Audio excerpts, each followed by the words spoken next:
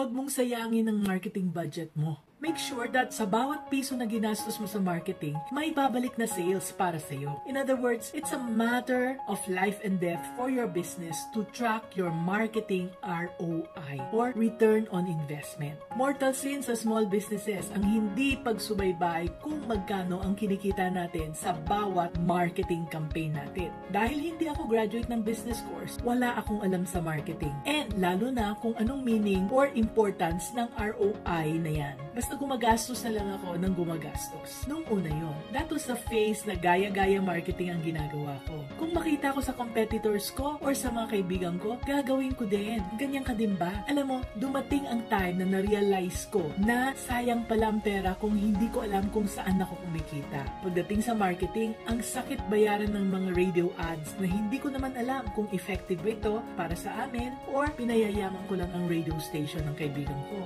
Kaya nang natutunan ko kung ano ang ROI, tinitingnan ko na ngayon ang ROI ng bawat marketing campaign. I look at what worked and what did not work para malaman ko kung saan dapat mag-focus at kung ano ang dapat na ma-improve next time. Nagbago na ang mindset ko and sana kayo din. Be business-minded, Pinoy.